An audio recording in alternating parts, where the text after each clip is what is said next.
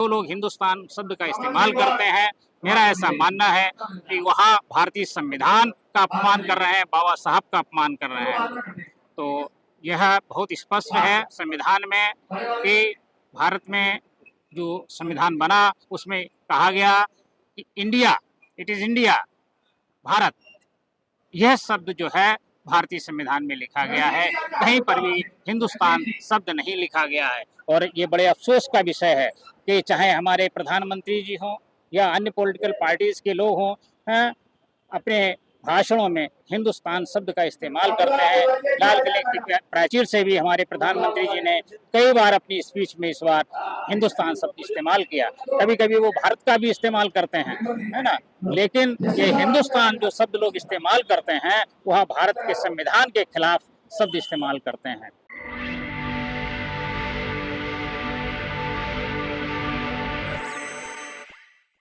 भीम,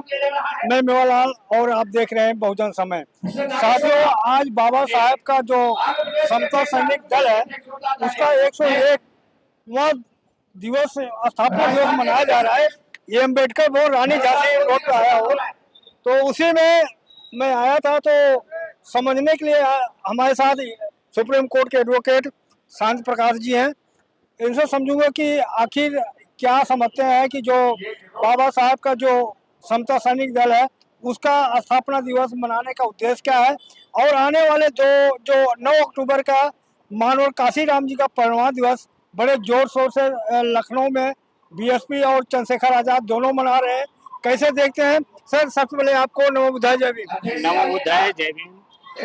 मेरा नाम शांति प्रकाश है, जैसा बताया,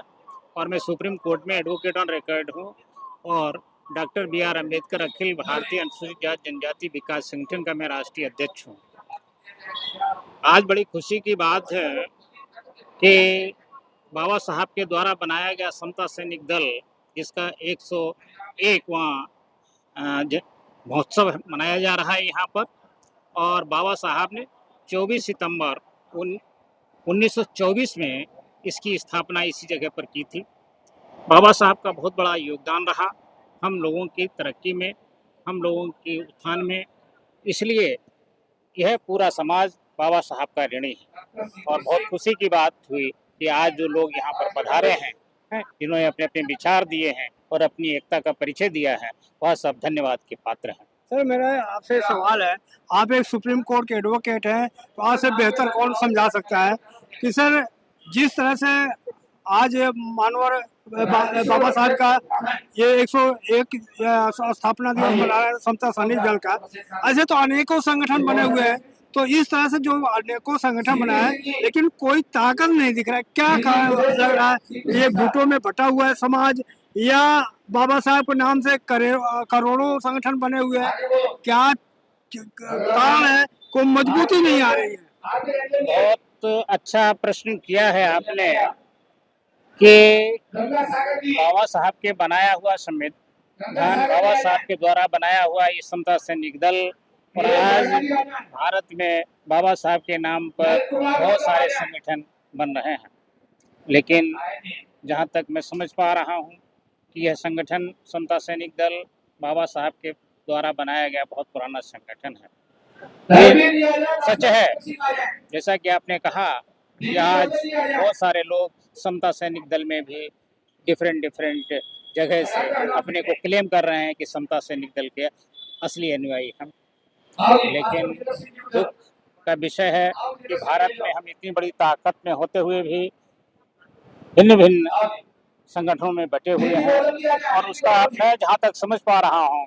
कि वह उसका एक ही कारण है कि हमारे समाज में लोग कार्यकर्ता कम हैं और नेता ज़्यादा हैं। हर व्यक्ति अपने पदलोलुपता के लिए, अपने स्वार्थ के लिए बाबा साहब के नाम का इस्तेमाल कर रहा है। सर, मैं संगठन के अलावा भी मैं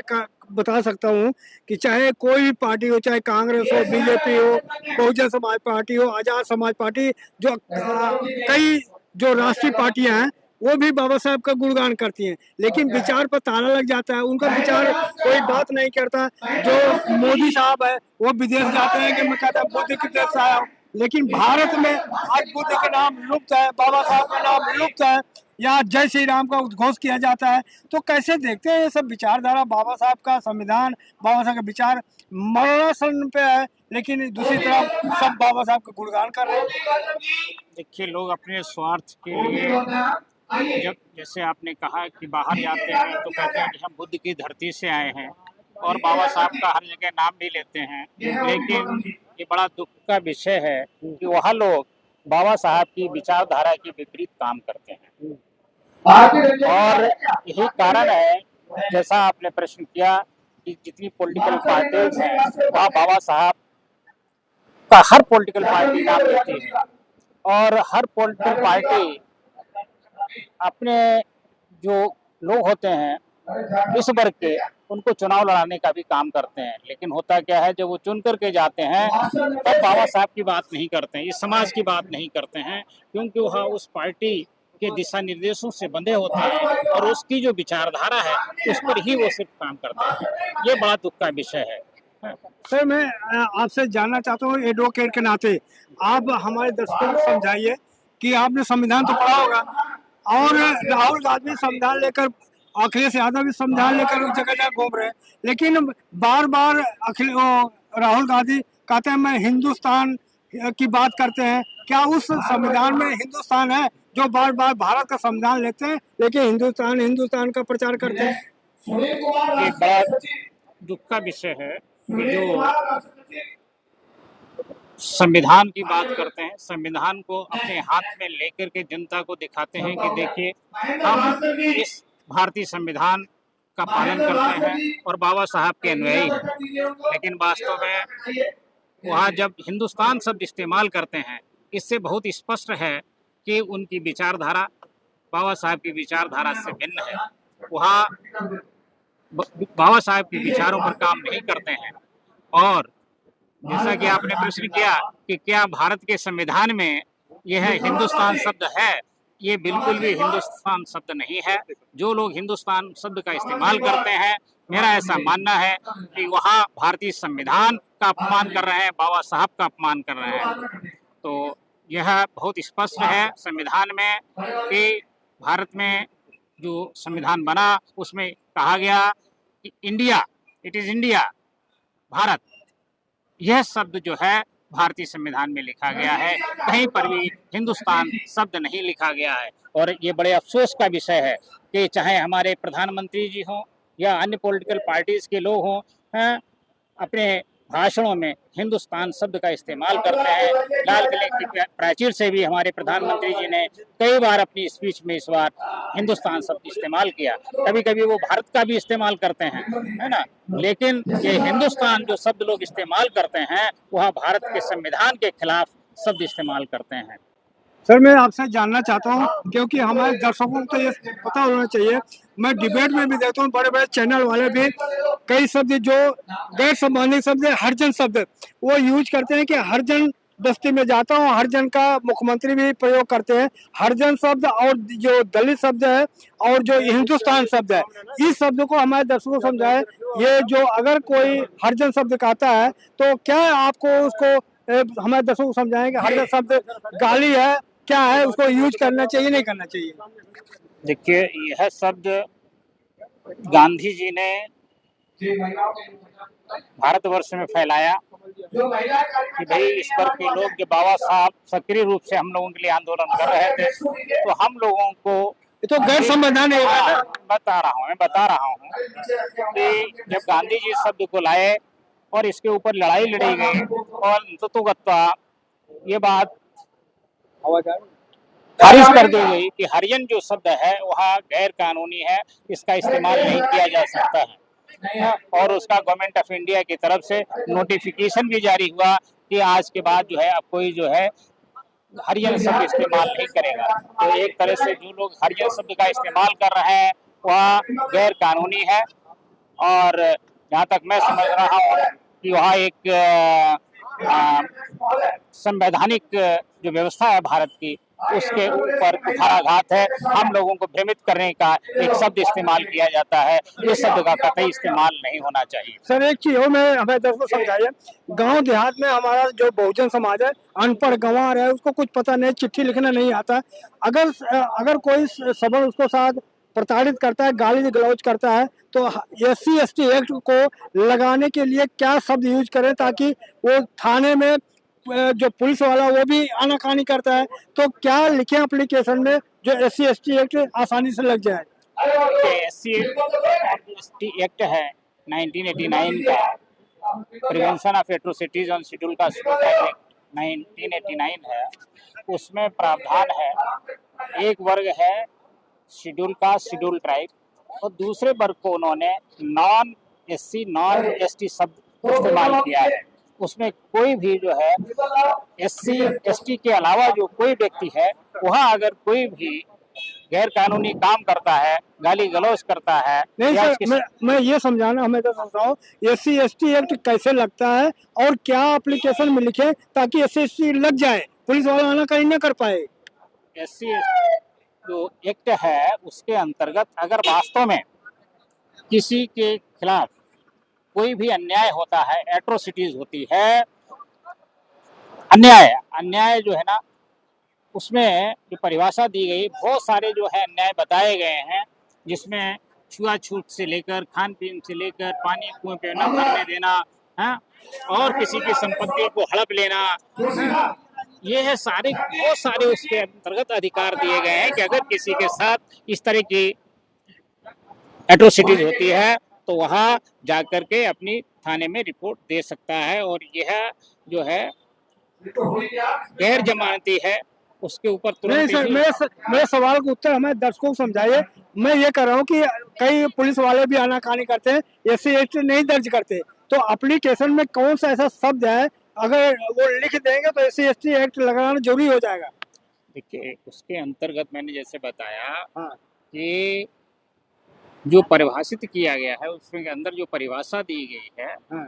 एट्रोसिटीज जो है, अगर करने वाला नॉन SC और ST है, हाँ, और जो उसके अंतर्गत एट्रोसिटीज हैं, हाँ, है ना, हाँ, उसके लिए वहाँ अपनी शिकायत संबंधित थाने में दे सकता है। हाँ, अगर उसकी संबंधित थानेदार शिकायत नहीं लेता है, हाँ, तो वह तुरंत ही अपने जिले के हाँ, DM और SP को दे सकता है। हाँ, और अगर फिर भी नहीं होता है हम्म, तो वह इसके लिए कोर्ट में जा सकता है, और कोर्ट में हर जगह SC/ST एक्ट के अंतर्गत एक स्पेशल कोर्ट बनाई गई है हर एक जिले में। वहाँ कोर्ट में जाकर के ही अपनी दरखास्त दे सकता है कि हमारे ये साथ एट्रोसिटीज हुई है और पुलिस वाले ये हमारी शिकायत को नहीं लिख रहे हैं, तो कोर्ट उनको फिर डायरेक्शन देगा कि आप इनकी शिकायत को लिखिए और उस पर कार्रवाई करिए। जी सर, मैं एक अब और लास्ट में आपसे जानना चाह रहा हूँ कि अभी 9 अक्टूबर को मानव काशीराम का परिनिर्वाण दिवस है, तो उसमें लखनऊ में बहुत बड़े जोर शोर से बहन जी बहुत बड़ा रैली करने जा रही हैं। कड़ा सख्त परीक्षण होगा, और दूसरी तरफ चंद्रशेखर भी वही रैली करने जा रहे हैं, तो क्या समाज दो भागों में नहीं बटेगा? देखिए, जो पॉलिटिकल पार्टीज हैं, जैसे आपने देखा कि पहले हमारे समाज को तमाम जातियों में, वर्गों में बांटा गया, अब क्या है कि जो रिप्रेजेंटेशन पीपल्स एक्ट है उसके अंतर्गत है, कोई भी 100 लोग मिलकर के पॉलिटिकल पार्टी का गठन कर सकते हैं। तो जो दूसरे लोग हैं वह हमको डिवाइड करने के लिए हमारे लोगों में से ही लोग खड़े करते हैं कि आप पॉलिटिकल पार्टी बनाओ, हम आपको ये सहूलियत देंगे, वो सहूलियत देंगे, और हमारे लोग लालच में आकर के पार्टीज बनाते हैं। और जैसा कि आपने प्रश्न किया है कि 9 अक्टूबर को लखनऊ के अंदर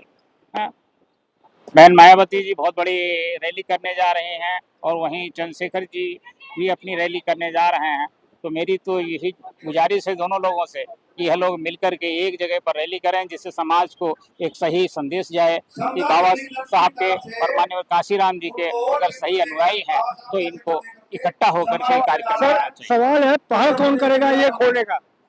देखिए, पहल उनके जो शुभ चिंतक हैं वह पहल कर सकते हैं, उनको कह सकते हैं कि भाई आप दोनों लोग मिलकर के ऐसा काम करें जिससे समाज को एक सही संदेश जाए, समाज इकट्ठा हो और हम मजबूती से अपनी लड़ाई को लड़ सकें दूसरों के सामने। क्या धमाका करने वाले हैं बहन जी वहाँ जो 9 अक्टूबर का आ रहा है, कुछ नया सुनने को मिलेगा? अब देखिए बहन जी क्या करेंगी क्या नहीं इसके बारे में मुझे जानकारी नहीं है, लेकिन जहाँ तक मैंने माननीय कांशीराम जी के साथ भी काम करने का हमें मौका मिला था और उनको जहाँ तक मैंने समझा है और जो उसकी एक सोच है मान्यवर जी की कि भाई हमें इस देश का हुक्मरान बनना है, वो यही शब्द को बार बार इस्तेमाल करते थे। हुक्मरान का मतलब है कि हमें देश पर काबिज होना है, सत्ता हासिल कर रहे हैं, तो उस पर बहन जी काम कर रही हैं और मुझे उम्मीद है कि वो कुछ अच्छा करके सर क्या बहुजन समाज हुक्मरान बनना कोई गाली शब्द है क्या कि हुक्मरान केवल बीजेपी कांग्रेस ही बन सकता है, बीएसपी या बहुजन समाज के लोग नहीं बन सकते? बिल्कुल बन सकते हैं, लेकिन यह अपनी ताकत को पहचानना होगा, अपनी वोट की ताकत को पहचानना होगा और हम जितने दूसरी पार्टीज में लोग हमारे लोग जुड़े हुए हैं अगर वो सब एक जगह आ जाएं, आज भी जो पार्लियामेंट के अंदर 131 मेंबर ऑफ पार्लियामेंट है, अगर वो सब एक जगह आ जाएं तो पार्लियामेंट के अंदर कोई भी बिल पास ही नहीं हो सकता है जब तक कि ये लोग ना चाहें। लेकिन दुख और दुर्भाग्य ही है कि ये लोग जो है सिर्फ उस पार्टी का गुणगान करते हैं, क्योंकि वो उनका अपना वहाँ स्वार्थ है, उनका अपना लालच है, उनको अपना पद मिला हुआ है, इस कारण वो नहीं कर पा रहे हैं। सर क्या बीएसपी में ऐसी कमी है कि लोग बीएसपी में न जाकर के जो कांग्रेस है, चाहे मंत्री हो चाहे प्रोफेसर हो, कांग्रेस में जा रहे हैं लेकिन जो गरीबों की पार्टी कहते हैं, दलितों की पार्टी कही जाती है, उसमें नहीं आते हैं? इसमें क्या संघर्ष करना पड़ेगा? उसमें मलाई खाने का मिलेगा? देखिए लोग दूसरी पार्टीज में जा रहे हैं, बीएसपी में नहीं जा रहे हैं, इसका सबसे बड़ा कारण है कि एक तो बीएसपी में थोड़ा सा बहन मायावती जी को अपनी स्ट्रेटेजी में परिवर्तन करना पड़ेगा, है कि सबको साथ लेकर के चलें, सबके साथ बातचीत करें और जहाँ तक कुछ लोग जो बीएसपी में भी रहे हैं, एक्टिव रहे हैं, लेकिन जब उनको लगता है कि हमें कांग्रेस या बीजेपी या किसी अन्य पार्टी में जाकर के है ना ज़्यादा लाभ मिल जाएगा तो वो उधर चले जाते हैं। सिर्फ उनका अपना व्यक्तिगत लाभ होता है, समाज का लाभ नहीं होता है, वो समाज की बात नहीं रखते हैं। इसलिए जो लोग वास्तव में समाज की चिंता कर रहे हैं, बाबा साहब को मानने वाले हैं, बाबा साहब के पद चिन्हों पे चलने वाले हैं, तो उनको मैं समझता हूँ कि एकजुट होकर के एक ही पार्टी के अंतर्गत काम करना चाहिए, जिससे कि हमारी ताकत दिखे और हम सत्ता पर काबिज हो सके। सर लास्ट सवाल, क्या आपको लगता है कि जो मैदान खाली है बहुजन समाज पार्टी वो उसमें हमेशा रोड पर आती है? वो लोग बहुजन समाज पार्टी क्या करता है, हम तो रातों दिन रोड पे हैं, सड़कों पे हैं। देखिए बहुजन समाज पार्टी के कार्यकर्ता अपने अपने क्षेत्रों में जैसा काम कर रहे हैं और चूंकि अब उस पार्टी के बारे में मैं ज़्यादा कुछ कमेंट नहीं कर पाऊंगा, लेकिन जहाँ तक मेरी अपनी व्यक्तिगत समझ और सोच है कि बीएसपी के लोग अच्छा काम कर रहे हैं और वो सोच रहे हैं कि भाई आपको क्या दिखाई दे रहा है? आपको एक अगर सही बात बताना हो तो क्या बताएंगे? बड़ा जटिल प्रश्न आपने कर दिया है जी, क्योंकि आप तो सामाजिक आदमी, कोई पार्टी से जुड़े नहीं है। ये बहुत ही जटिल प्रश्न है, लेकिन ये देश का दुर्भाग्य हम कहेंगे कि अगर जो हम लोग अपने अपने स्वार्थ को छोड़ करके और एक बाबा साहब को ही बात को मान करके अगर हम सब इकट्ठा हो करके और एक सूत्र में बंध करके खड़े हो जाएं, तो मैं समझता हूँ कि हुक्मरानी नहीं, इस देश में हम पूरा अपने देश का लोगों का भाग्य बदल सकते हैं और बहुत कुछ कर सकते हैं। धन्यवाद सर, आपने समय दिया। तो देख सकते हैं किस तरह से हमारे वकील साहब ने बात किया, आपको क्या समझ में आई? प्रतिक्रिया में जरूर बताएं। मैं मेवालाल, बहुजन समाज, दिल्ली। जय भीम, जय भारत।